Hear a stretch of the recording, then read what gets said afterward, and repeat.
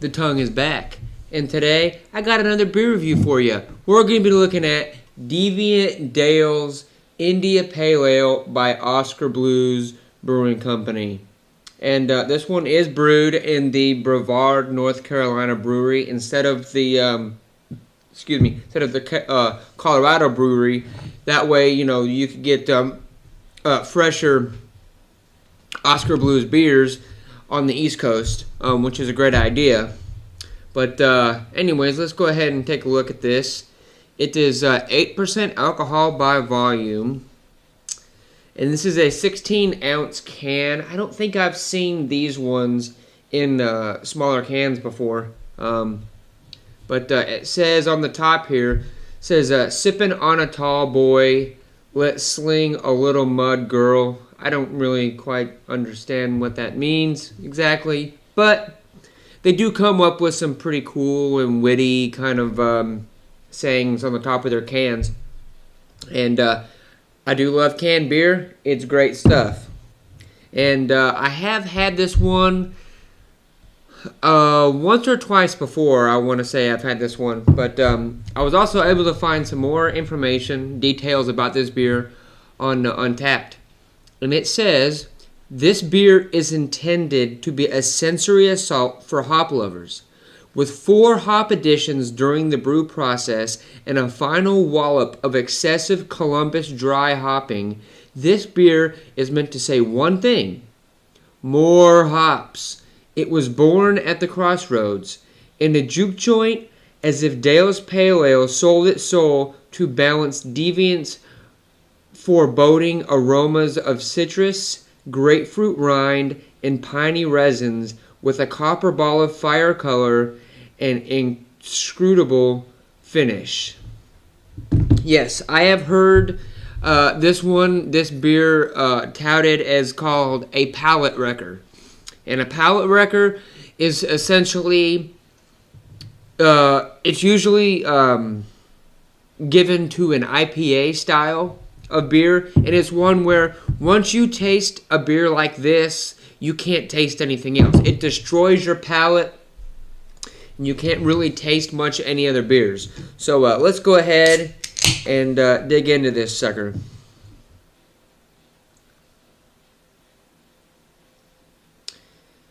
It does have that copperish kind of color, kind of an amber color for sure. I did pour that one kind of heavy, but I mean, I don't know if you can see that, but it's just swirling. The carbonation was just kind of swirling around in there. It's kind of cool looking. Loads of carbonation in this beer. It's weird, like it's coming up from the bottom, and it comes up, and then it just kind of swirls around in there, coming up to the top. It does have about a 2.5 to 3 finger head on there. Nice kind of amber, copperish kind of color to it. I don't know if you can see that or not. Gigantic head on that sucker, very big. And it's got a slightly off-white, almost a tan color to it. Not as, it is slightly hazy, but not as hazy as other India IPAs that I've had.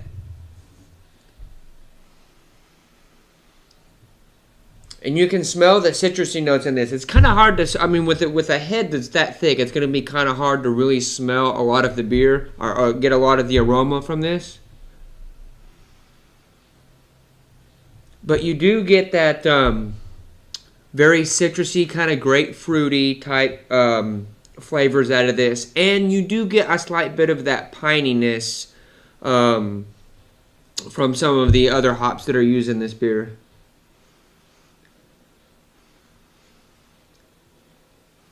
I'm trying to pick up some other flavors in this, but it's really hard with a beer with a head that's that thick. And it's just a lovely looking head. It's very tight bubbles. It's not it's not dissipating too fast. I mean, it's still at a 2 fingers. So I mean, it's not dissipating too fast. It just that's a lovely looking head on a beer. Even though it is quite large, that's kind of what you want it to look like. Cheers.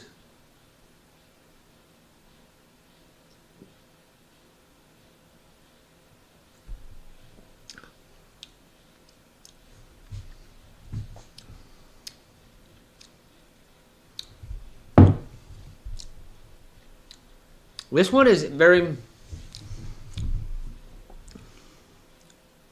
This one's interesting because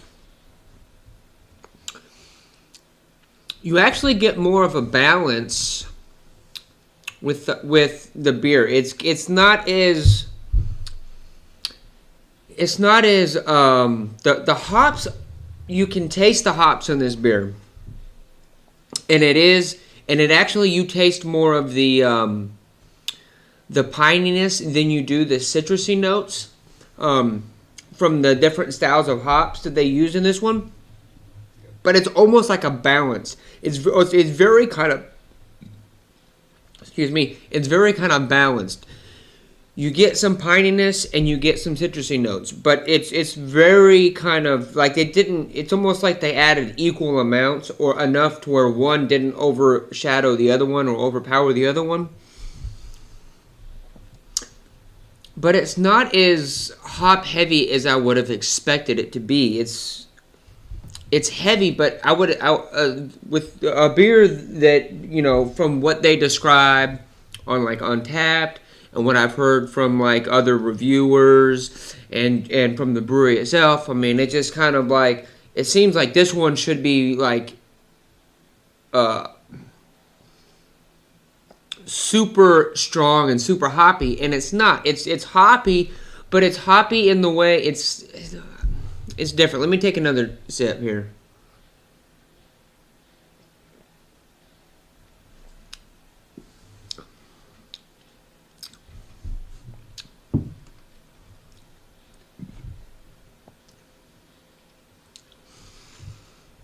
The malts actually come through quite a bit on this beer. Got kind of a toasted malt type of flavor to it. As you can tell from the type of from the color, it would definitely be a slightly toasted or even like a roasted malt. You definitely get that toasted bread out of this beer. This one is quite complex for an IPA. It's really complex because a lot of IPAs, a lot of them are not this color. They're more of like a golden color, maybe like a blonde. Definitely a lighter in color and not this color. But they're also usually very very hop forward. And not a lot of complexity. You just taste the hops, and you really don't taste much anything else. And you taste like one particular type of hop, or like it's either very citrusy or very piney. And this one is different because they used some more complex malts. It seems like in this one, and they used the amount of hops they use in this is very kind of balanced. And so even though it is quite hoppy, it's also quite malty. And I would say this, to me, almost tastes more like an APA. It does say on Untapped that it is an American IPA, which leads me to believe it's more of just simply an APA style beer, rather than just a straight up IPA. But it is quite tasty. Let me take another sip here.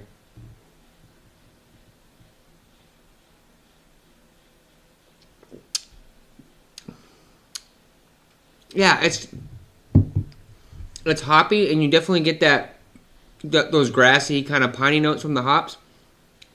But it's not as overpowering as I thought it would be. It's really good. This is actually, even at 8%, this is one I could see drinking like at 8% and at a 16-ounce can. I could probably see myself drinking anywhere from 3 to 4 of these in one night. I mean, it's really quite a tasty beer.